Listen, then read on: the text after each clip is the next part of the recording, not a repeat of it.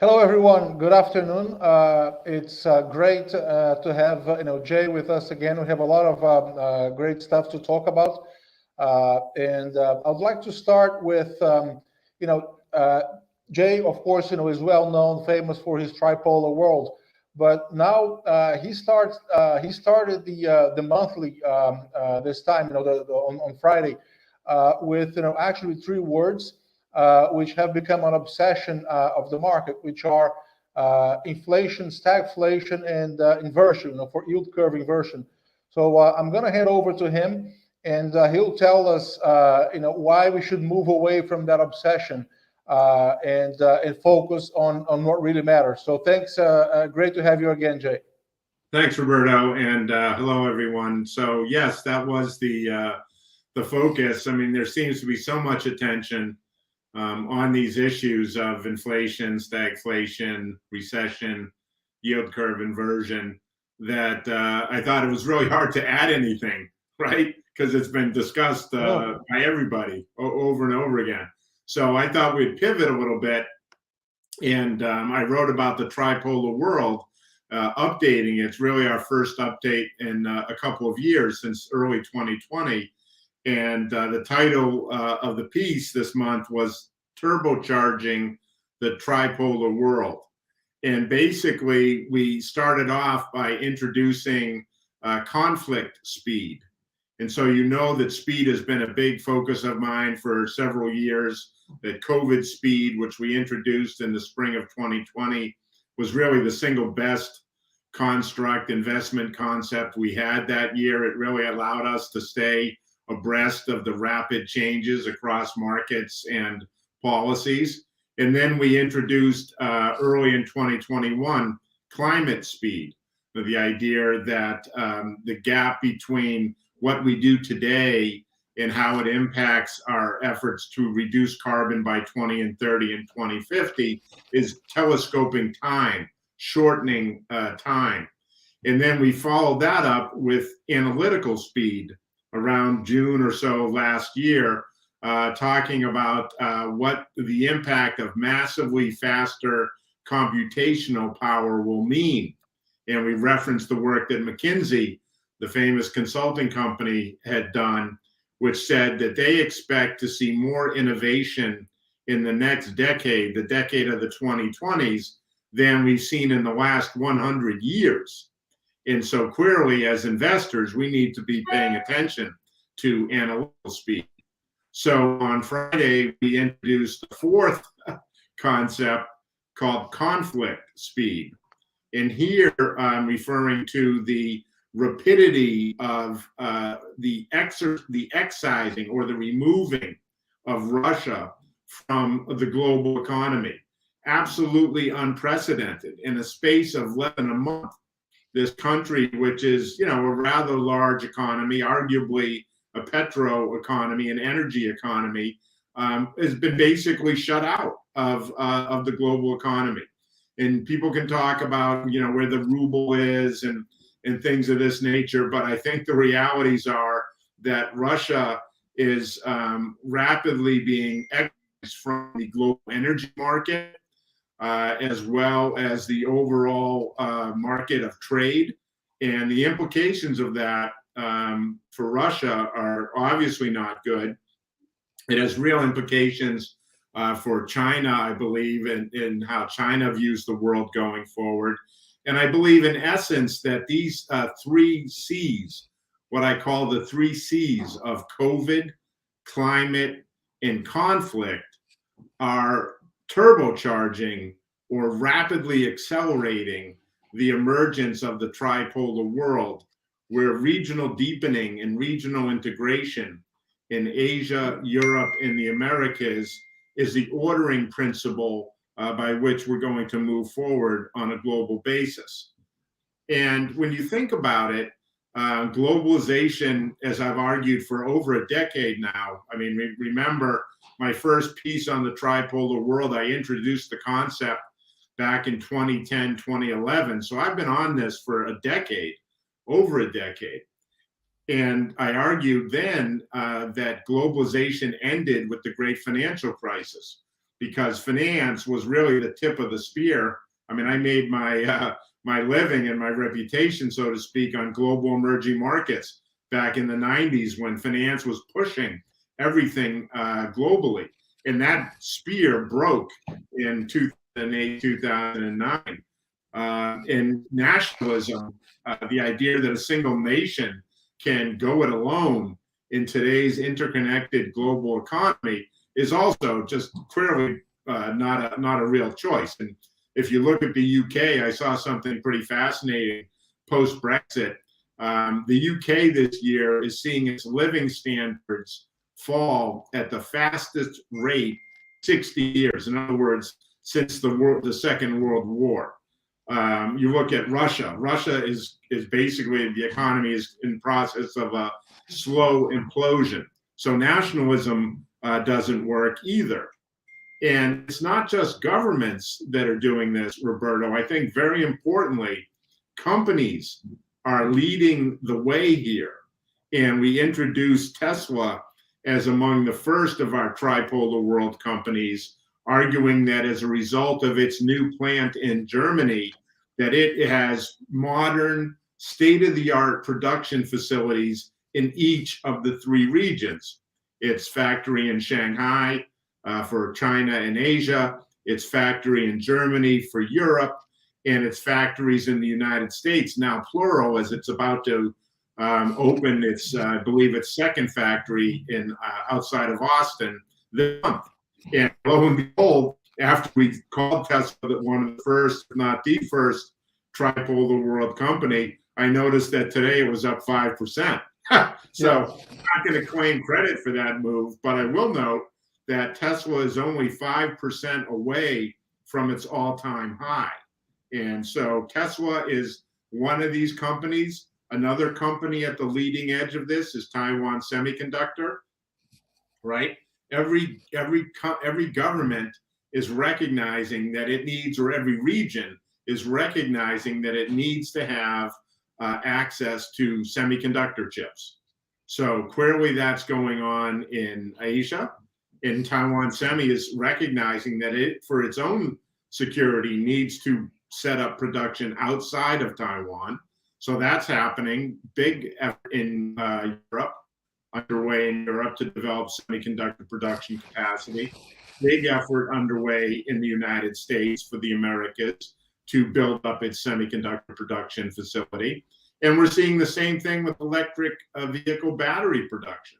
So as we think about COVID and we think about climate and the disruption to the supply chains that we've all seen and heard about for the last couple of years, now we add on conflict, and it's pretty clear that leading companies in the auto sector, in the technology sector, in the climate transition sector are moving to establish regional production facilities. And so there's a lot of talk about reshoring. I think that's not really going to be the story. The story, and I did a fair bit of reading on this over the past couple of weeks in preparation for the piece.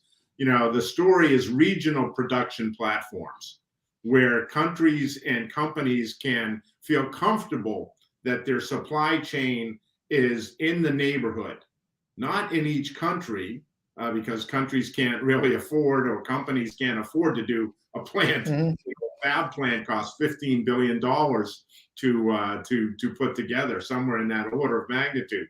Super expensive.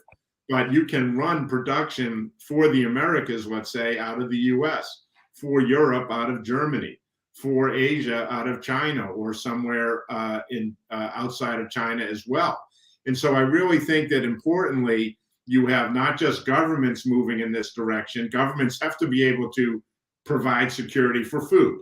They have to be able to provide security for fuel, for energy, for electricity, but also companies. And so when we wrap it all up, we come to the conclusion that regionally there are one clear winner and one potential winner. And the clear winner is, I think, to me anyway, is Europe. Europe is going to emerge, I believe, in the next couple of years with a vastly different, better policy mix across energy security, across defense, across economic policy. If Europe really does move forward and engage in joint financing to fund the energy and defense transitions, which some have estimated to cost $2 trillion over the next 3 to 5 years, it will develop a deep and liquid European safe asset bond market, which then will have significant effect on the value of the euro and the willingness of central bank reserve managers to hold more of the euro, because they'll have something they can hold it in, namely a European bond.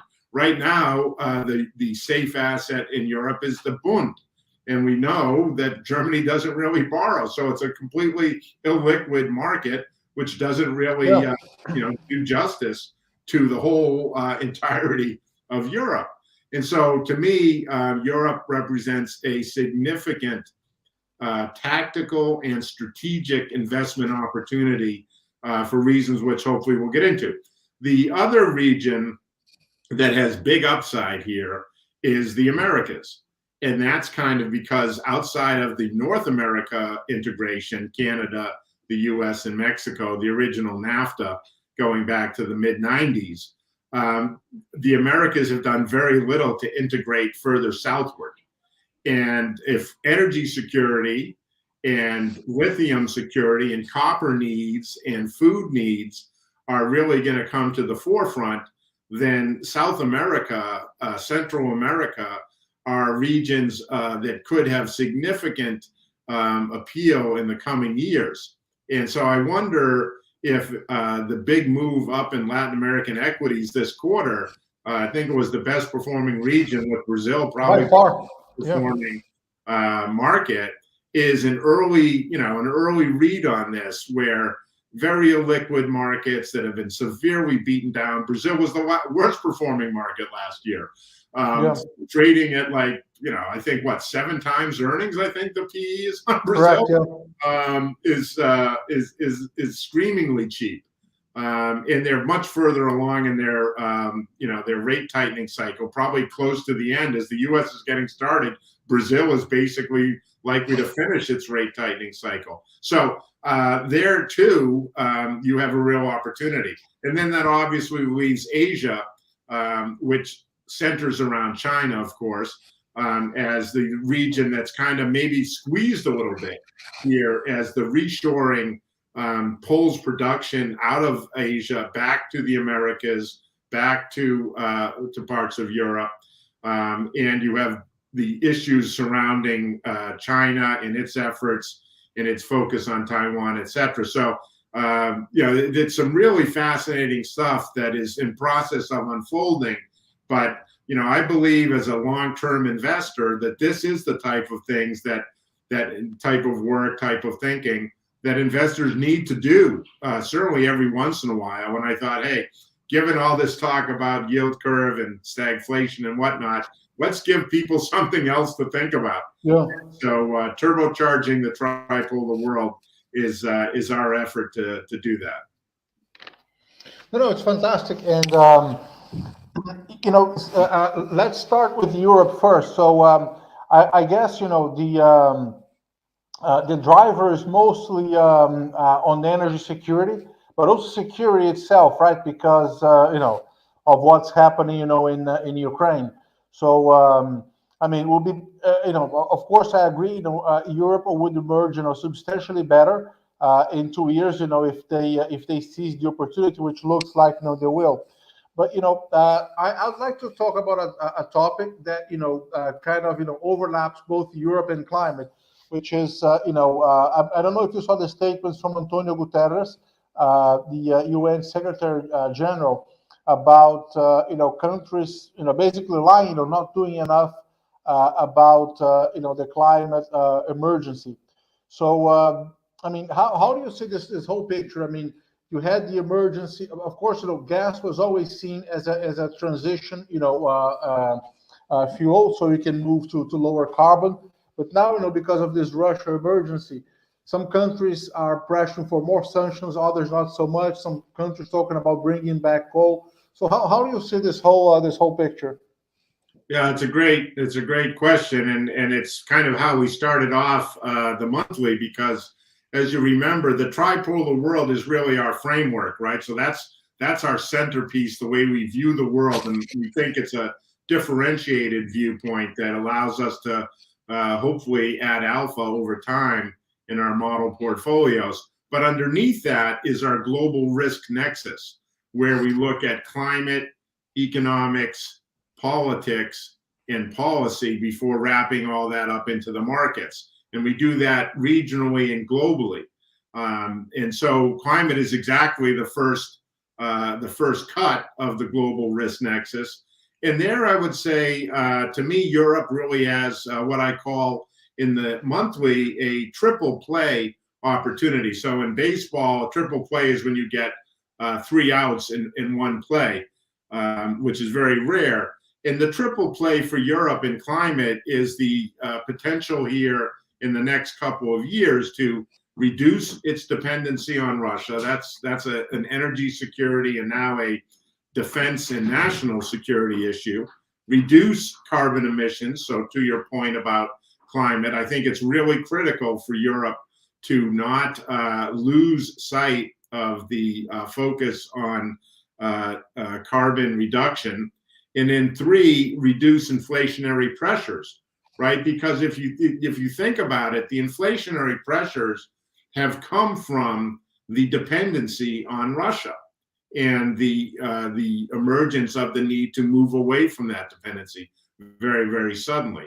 So the argument that, well, if we move away from Russian oil or gas, or we move away from coal, is going to be inflationary. The kind of that argument I feel doesn't hold up anymore, because the real inflationary problem, as we see right now, is because because Europe has allowed itself, particularly Germany, to become dependent on Russia, which has revealed itself to be an unreliable provider. I mean, they can say we still provide gas and oil, but unreliable in the sense of it's not a player the way it should be in global affairs, invading another country.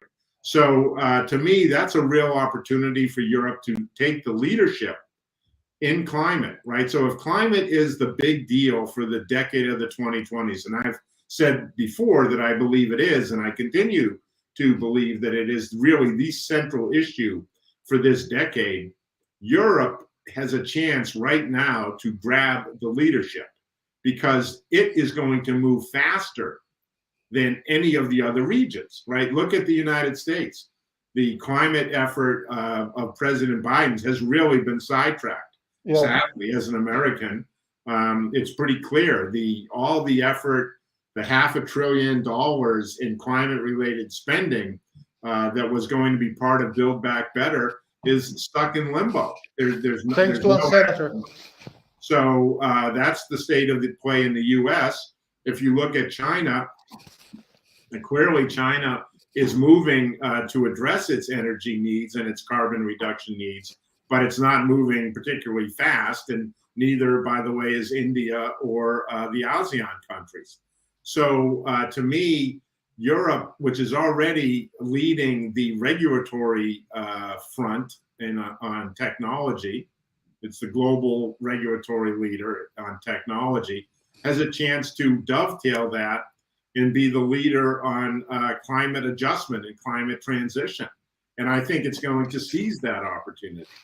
And the third point and last point that I want to make, and again, happy to talk more about oil or whatever things that you may want to talk about in this space, but to me, the third point, which is again very important, is that if Europe moves faster than the other regions, it almost requires and guarantees a carbon border adjustment mechanism, right? Which you and I have talked about before, the CBAM, to prevent European producers from being undercut by other production in other countries that doesn't have the same carbon price.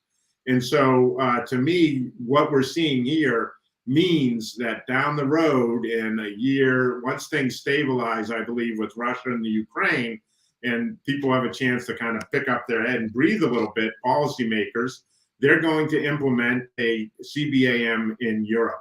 And I think that's going to be very useful for the rest of the world, because it will suggest that, hey, you guys got to get moving if you want to, if you want to participate in Europe, which, as we know, is a $17 trillion economy. Together, collectively, it's the second biggest economy in the world. And that, therefore, gives it the heft to make those arguments. Mm-hmm. No, it's a great point. And so following the risk nexus and taking into account the COVID, the conflict speed. So how does you talked about how conflict speeds affect climate, especially in Europe, because it's going to accelerate the energy transition and enforcing the CBAM. But how is that, how do you see that affecting economics, politics, the economy, politics, markets, so we can follow the methodology? Yeah, we can follow the path. Well, economics is next, and to me, the main point that I take away from this is that we've talked about big government before, right? Back in the spring and summer back of last year, we talked about Ronald Reagan's famous phrase, right? Yeah. The nine most dangerous words in the English language. Hello, I'm from the government and I'm here to help, right? And we made the point then that because of COVID, big government is back and it's here to stay, right? And so conflict speed just reinforces that, right? Again, governments are going to spend money to ensure energy accessibility, energy security. They're going to spend money in Europe in particular for national defense, right? I mean, Germany has already said we're going to put $100 billion on the table this year. Countries pretty much across Europe have committed finally, after years of jawboning, to spend percent of GDP on national defense. And so you're going to see a significant amount of government spending that is going to support economic activity. And while Europe is front and center, Asia, this is where Asia does look good, better than the Americas, in a sense that Japan is talking about a pretty significant fiscal stimulus package. And as we've talked about again many times, China has more policy flexibility than any of the major economies because it hasn't really unleashed fiscal spending over the last couple of years. And as we know, monetary policy-wise, it's got plenty of room to ease. And so I do think that importantly, when investors get worried, they get concerned about growth, they worry about recession, stagflation, keep in mind that governments are going to spend, and particularly outside the United States. So fiscal drag in the US, Fed tightening in the US, but that's not the case in either Europe or Asia. And then the other big point on the economics front, which has both short-term and I think medium-term implications, is that I come away from this work thinking that the global CapEx boom that we've talked about again for some time is almost assured again, right? I mean, just think about it. Conflict speed absolutely means you have CapEx again for defense, CapEx for supply chain strengthening, CapEx for mitigating climate risk, CapEx to build roads, fix bridges, etc., infrastructure. So that's another very significant point. Supports the idea that worrying too much about growth in the near term is probably a mistake. And then that medium-term outlook, right? I've been talking for some time about the 2023 to 2025 period as being a period of above-trend growth. The markets, the consensus is not for that. The consensus is for us to go back to pre-COVID levels, right? And pre-COVID levels, let's remember, were 2.3% growth, real growth in the US in the 5 years up to 2019, and less than 2% real growth in Europe over that time period. So to me, this global CapEx boom means that that's quite likely that we're going to do better than that growth-wise in those out years. And I think that has huge implications for where investors should be positioning. And the last point I would make, which again I think is quite important, is that Europe is likely to emerge from this as a source of global demand, as opposed to being just a free rider, which it has been for years and years, right? With a huge current account surplus because it exports way more than it imports. Yeah. Here, we're going to see a Europe that is providing demand for the global economy. It's going to be buying more, both within Europe, and of course, the bulk of European trade is within Europe. It's the most, it and Asia are quite well integrated trade-wise on a regional basis. But here, I think the subtle point is that Europe is going to become a source of demand for the global economy, which This would be a big change. Is a big change and bullish for growth. Yeah. No, you made great points, but I want to go back to something you said, which is, of course, governments will have to spend more, and I'd like to ask you how you see the possibility of things like universal basic income, because one thing that concerns me, of course, more in emerging markets, but less and less so in developed markets, is what's happening to food prices. And it always comes to my mind the fact that caused the Arab Spring was food price rising. And I just looked at some data. The biggest wheat importer globally is Egypt, and their wheat inventories are running at like 2 months and a half. So in Europe, you already know that governments are subsidizing electricity bills, gas bills. And there may even be food stamps. People are talking about this in France. So, do you think, as part of more government spending, things such as UBI will be the case, and does that concern you? Well, not so much in developed markets, but outside, the fact that higher food prices may be a source of social tension. It's definitely a fair question, and you're absolutely right to frame it in the way that you do, which is it's not really a developed country issue, right? In the developed countries, as we've shown our own work in the last monthly, not the one that came out Friday, but the prior one, we showed a fair bit of work on how little people spend as a percentage of either GDP or per capita consumption, right? Food and energy make up about 4% of per capita consumption spending in the US, and it's roughly similar in Europe.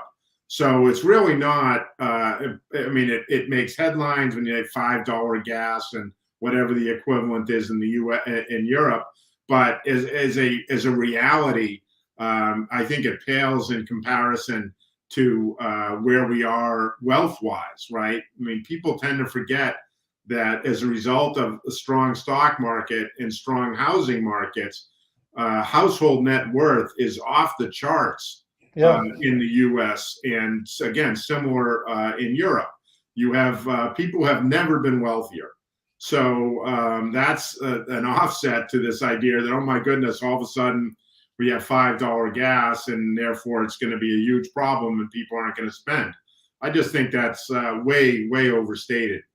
But in the developing countries, as you mentioned, and there are some specific countries like Egypt where this could be a problem, and they don't have the capacity to spend that other countries do. And so here, in my mind, is the role, opportunity for some of the global institutions like the World Bank, like the IMF, which have really been missing throughout this entire period. When you think about globalization and somebody like me says, oh, globalization is dead. Well, one of the things that I point to is the fact that these global institutions have been absolutely nowhere. They've had absolutely no effect, no impact whatsoever. The UN, the World Bank, the IMF, really not players at all. The G20, G7, it's not they become afterthoughts.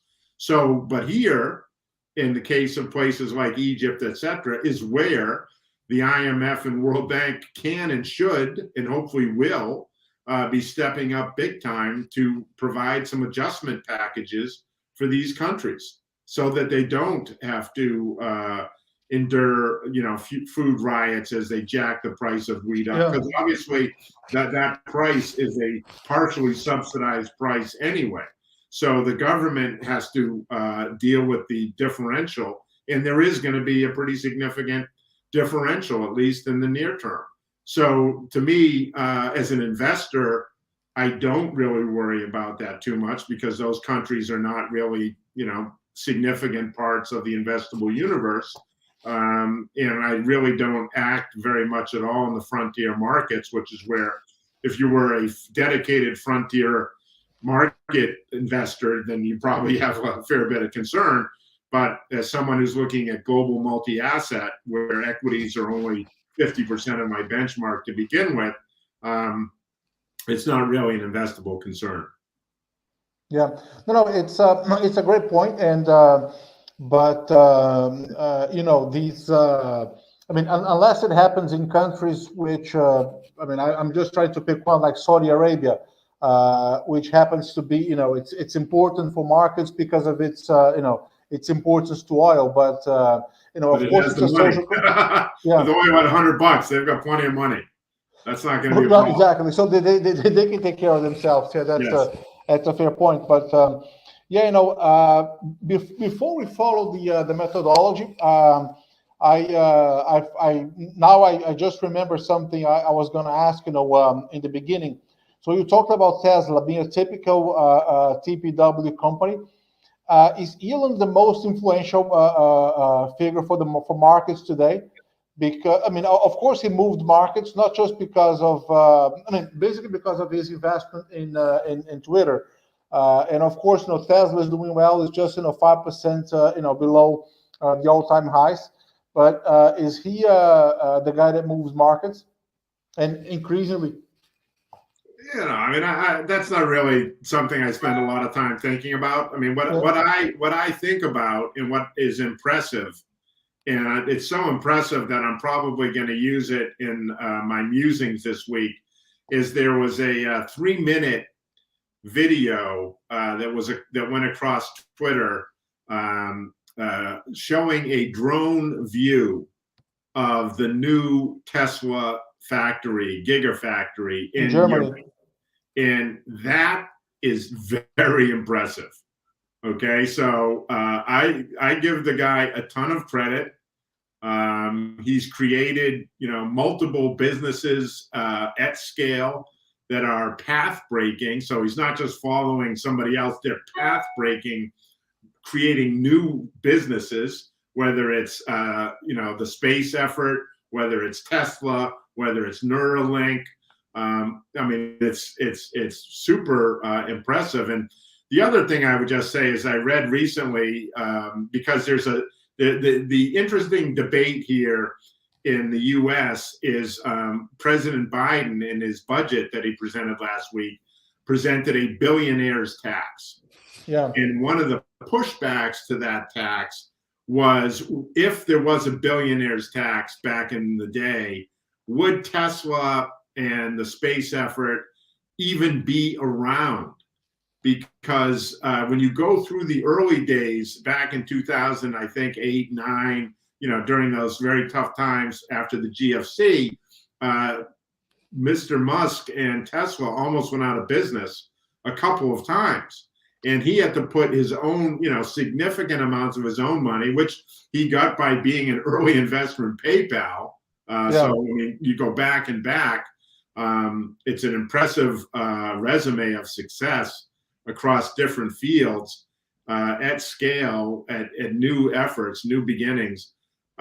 So it's kind of interesting that one could argue that the billionaire tax, which makes sense on the face of it, arguably, but could have had the impact of not allowing a Tesla to emerge, is pretty fascinating stuff. So I would just say that I really think one should look at that video, that drone video, try to punch it up on Twitter or wherever. The drone video of Tesla's new German factory is just, almost like the Matrix. It reminded me of the Matrix. It's fascinating. But you know what? It's a good chance for us to switch gears a little bit, Roberto, and talk about politics, right? That's the next in line, yeah. And that's what's next in our global risk nexus. And here I would just kind of repeat something I've said, a couple of times in these conversations, which is that time is not Putin's friend. And I continue to feel that way across all spheres, military, political, economic. On the military front, it's quite clear that the Russian army has failed in its prime objective. And now there are signs suggesting that they have committed war crimes in the Ukraine, which is just horrible upon horrible. And so militarily, I think there's very little room for the Russian army to maneuver in terms of logistics, in terms of manpower, in terms of fighting spirit and morale. So that suggests to me that we'll have some sort of a ceasefire in the near term. If you look politically, Russia is effectively isolated. And Putin himself, notwithstanding polling numbers that show lots of support, he's losing the type of people like Elon Musk who will make the country run going forward. In other words, young, innovative people who want to be part of the world are flooding out of Russia, right? Hundreds of thousands of people, young people, are leaving Russia on a weekly basis. And then third, economics. You have their plant, their biggest auto producing plant, right? The opposite of Tesla, has been shut for weeks already, been shut because they don't have spare parts. Russia imports 95%. This was a chart in our monthly. Imports 95% of its spare parts for automobiles. So they're done. They're done. The production is stopped. Their only tank factory, there's one tank factory in Russia, stopped, not producing any tanks. So Russia is basically in slow implosion mode economically. And so I believe that in the next couple of weeks, we're probably going to get a ceasefire. Some people are talking about the May 9th Russian celebration of victory in World War II as a potential date. But I think that is, I think we need to keep that in mind, that time is not Putin's friend across any of the major areas. And then the second point I'd want to mention in regards to politics is the abrupt shift in the language, and it looks like action by China in terms of its embracing, re-embracing of private capital, foreign capital, the tech companies, the property developers. I really think, and I believe we talked about it when we were together 2 weeks ago, when JP Morgan came out and said that that China tech was uninvestable. I think that in the reaction in the market, right, got the policymakers' attention in China, because no one wants to be deemed uninvestable in today's day and age. It's as we've seen, it goes back to conflict speed. Uninvestable is basically the kiss of death. And so that term was applied to China, and within less than a week, they made that verbal about face where they came out and supported the markets. And we had that one day where K-Web was up, 40% in a day. Well, guess what? Here we are a week, 2 weeks later, and K-Web was up 7% or 8% today, because China's government is coming out and saying that they are going to allow Chinese companies to provide the audit material required by the SEC so these companies don't have to delist. And that makes perfect sense. China is not only a huge food importer, which is important in some respects, but it is a huge capital importer. It needs capital. And foreign investors have been shoveling capital into China since President Xi took office. Again, a chart in our monthly. By the way, this monthly had 20 charts and tables from 16 different sources. So one of the benefits of being an independent research provider like TPW is we draw from everybody. We don't have to just create it all ourselves, and I never could, and my team never could, but we draw from everybody. And so we have 16 different sources for our 20 charts and tables. And one of them shows the inflows into China equity and debt since President Xi took over. They're up over 1,000%. So I expect to see more action from the Chinese government. And perhaps the next step is going to see the PBOC perhaps cutting its official interest rate level. It's currently at 2.85, I believe, for 1 year financing. And with inflation at less than 1%, so Asia does not have the inflation problem that Europe and the US does. With inflation at 1%, there's plenty of room for rate cuts in China. And that next rate setting period is, I believe, in a week or so. So that's something that we can watch and pay attention to. But obviously, big action politically. Time not Putin's friend. We can think about a ceasefire in the near term, I believe. And then China making a pretty significant about face, recognizing the perils of being termed uninvestable. Yeah, no, it's a great summary on politics. So, how about policy now? I mean, it's mostly what the central banks are going to do, and there's something we were discussing before the call, which was a point that a friend of ours has made about the yield curve inversion, and what it really means is that the market is expecting lower inflation 2 or 3 years out, which makes sense, coming from very abnormal year. So you share that view, and what else would you add on policy? Yeah, I do share that view. I mean, in my view, it may be slightly nuanced in that I expect the Fed to kind of declare victory before inflation gets back to 2%. I think that target's probably a little bit flexible towards 2.5% to maybe even 3%. I continue to think that the Fed, if its choice is between driving inflation down to 2% and breaking something like the stock market and putting the economy in recession, is one option. And the second option is to get inflation towards 2.5% to 3%. Without breaking anything, without creating a recession, it's going to choose the latter. And my view, as I talked about earlier, is that 2023 to 2025 period is going to be a period of above trend growth. And so it makes sense that maybe means above trend, if trend's 2%, which is, I guess, what we had pre-COVID. We're going to be a little bit north of that. But I mean, to me, really the policy action has again been primarily in Europe, right? I mean, almost certainly in the first couple weeks after the invasion, almost on a daily basis, you were seeing dramatic policy shifts across the energy space and the defense space. And I think now we have Europe.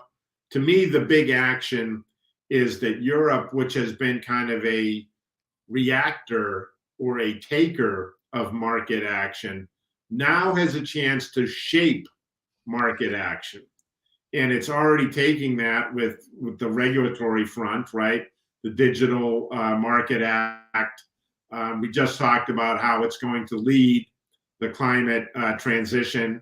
given its focus here on energy security and climate security. And so to me, as I said, we've talked about inflation and recession and yield curve inversion ad nauseum. I have a point of view that's different than some, but I think we've covered it, and I'm happy to respond to any questions you might have. But to me, the big thing is that Europe and its policy mix is going to look considerably different 3 years down the road than it does today. It's going to be much more energy secure. It's going to be much more militarily secure.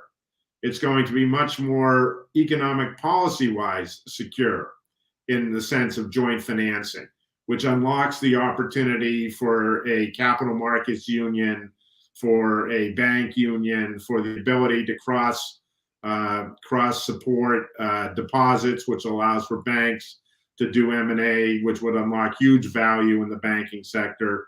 I've said before, and I'll say it again, I think that Europe has a real chance to win the decade of the 2020s. And this is something that virtually no one has talked about. No one seems to feel this way. But to me, that's what I mean when I say it's a massive strategic opportunity. That if you've got, 3-year, 5-year kind of money, if you're an insurance company, a pension fund, you should be loading up on European assets. The downside risk is that Russia stops providing natural gas, and you have another drop in value of European assets. But that's going to be short term and will be over within 6 months. My view is that right now European assets are very, very cheap, very, very underowned, with zero priced in for what it's likely to look like 3 to 5 years down the road. It's to me, it's a absolutely compelling long-term investment opportunity. No, I totally agree. So before we move to markets, can you talk about you said you had something interesting to talk about oil. So building, taking it from what you just said about gas, and you see the low likelihood of or I don't know if that's the case, of Russia stopping the gas flows. And I guess they can't stop, if they want to see a, kind of a ceasefire deal. So, what are your thoughts on oil right now? Yeah, well, you and I were talking before, and I just finished reading something. Again, I'm a reader, right? My way of doing things is I read a lot. I talk to people who I respect, who have lots of experience in the markets, and I synthesize things and put it through my tripolar world framework and global risk nexus to come up with the model portfolios that we have. And one of the things I've read recently on energy is that Russia is having a really hard time finding buyers for its oil. Okay, the gas is continuing to flow, but where Russia makes the bulk of its money is in oil exports. And again, we have a chart in the monthly. You can see what I mean. The gap, there's a significant gap between how much revenue Russia gets from oil exports versus gas exports. So oil is really the key. And it does look like it's possible that maybe Europe does decide to cease importing oil from Russia. Natural gas, no, because of the things we've already talked about, but oil could be the case. And my point is that already, and this was something that was visible a week or two after the invasion, but has kind of been, I think, kind of forgotten about. The markets have self-sanctioned Russian oil. And so the market itself, there's nothing stopping people from taking up Russian oil other than the fear of possible sanctions, insurance issues, shipping challenges, etc. So the seaborne exports, and almost all of Russia's oil is exported by sea, are down, I believe, dramatically, almost cut in half over the last month. And when you hear about, China taking oil or India taking oil, you need to understand that that is a small fraction of Russia's oil exports. The bulk of its oil exports goes to what are now called, in Russian terms, unfriendly countries. Unfriendly countries, yeah. Namely Europe and the United States, who in February took 73% of Russia's seaborne oil exports. And those have dwindled dramatically in March and are likely to dwindle even further. And so here's another kind of speed factor. And the issue is that Russia has built its energy export business off of pumping it and shipping it. So they don't have storage. Yeah. They don't have storage. So already there are refinery runs that are starting to slow and production that is starting to be shut in. Because you can't, if you've got no place to put it, you can't keep pumping it. And if you can't keep pumping it, you need to shut it in. And then if you shut it in, you're going to need help, technical expertise from Halliburton, Schlumberger, et cetera, to reopen and restart the wells. And guess what? All those companies have said they're no longer going to do that and work in Russia. So again, time is not Putin's friend.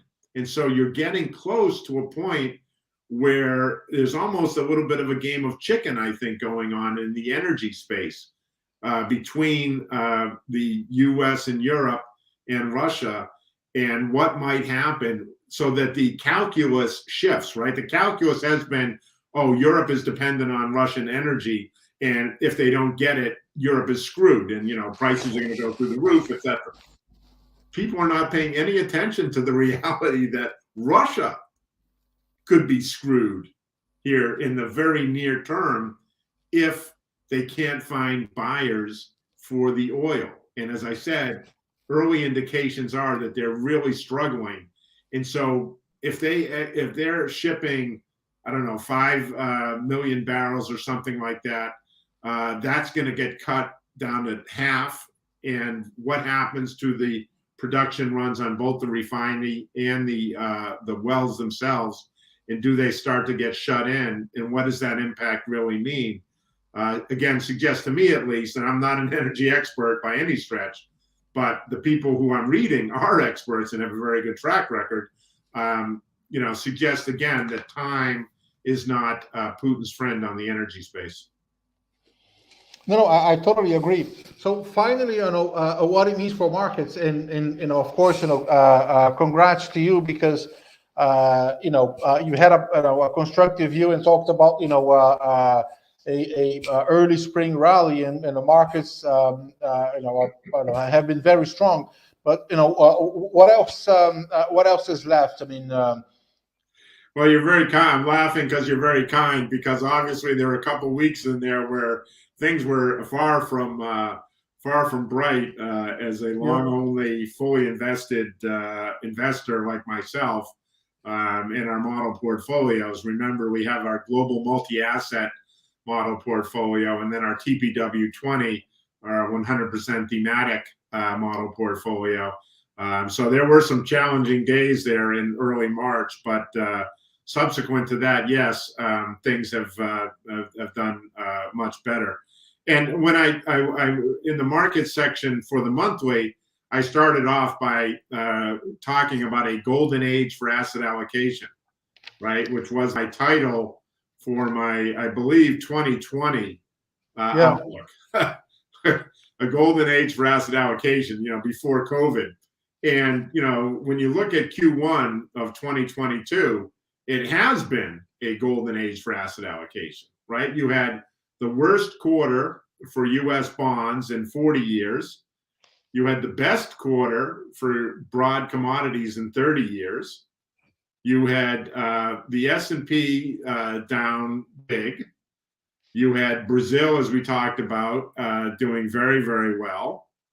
And so it really has been a chance, if you are a multi-asset investor, you have had a chance to maneuver around your benchmark, right? Our benchmark in the GMA, the global multi-asset model, is 50% equity, 40% Barclays Global Ag, so fixed income, and 10% Goldman Sachs Commodity Index.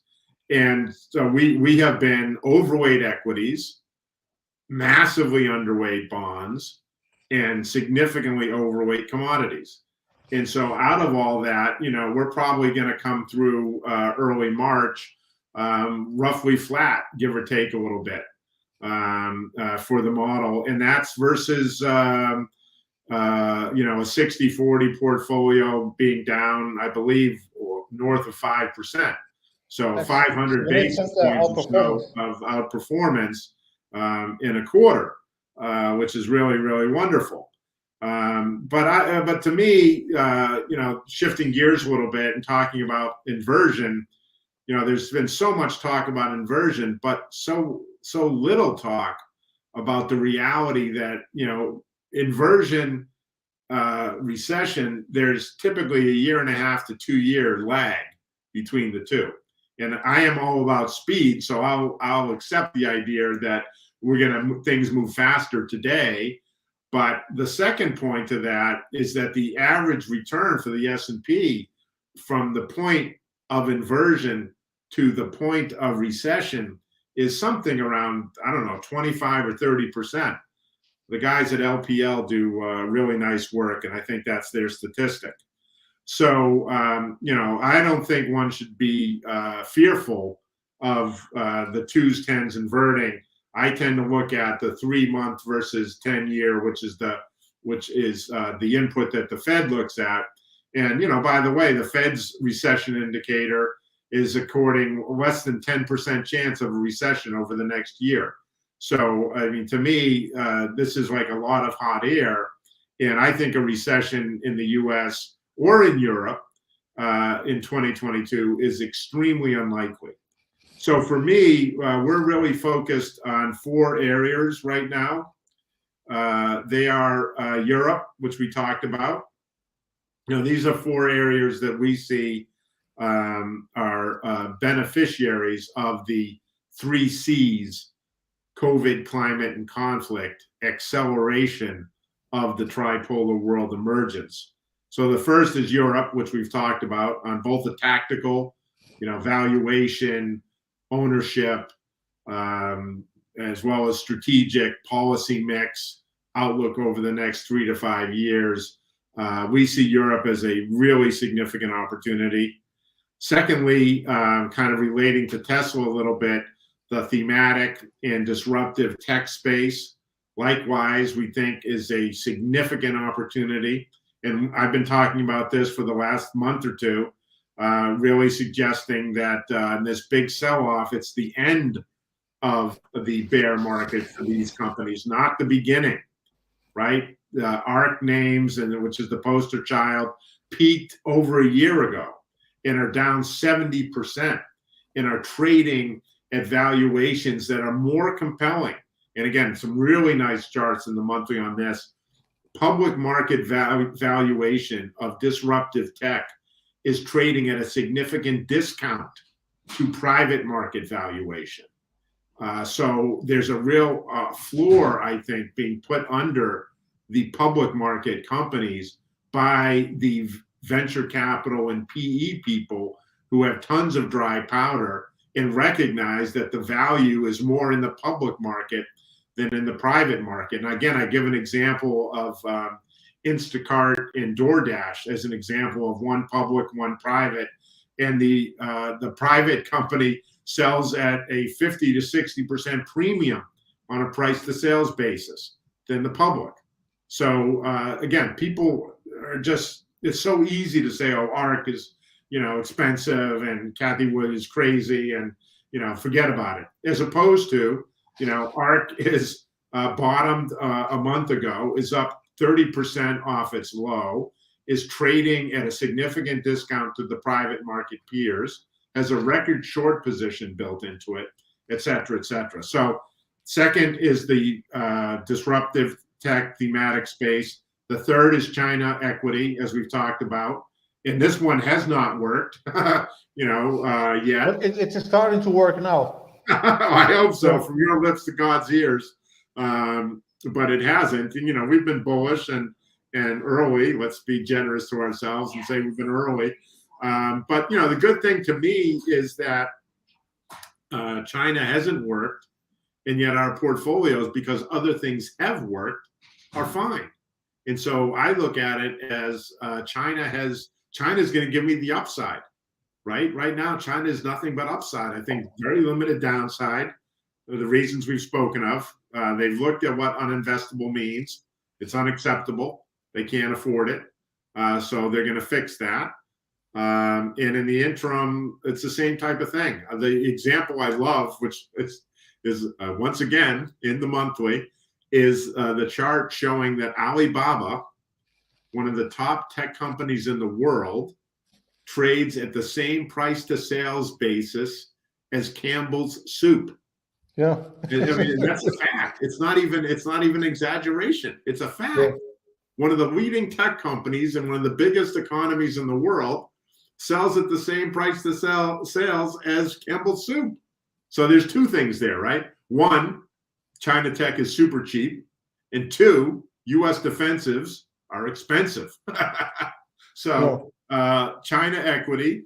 And then the last one is gold. And it's part, again, tied to conflict speed and the freezing of Russia's central bank reserves.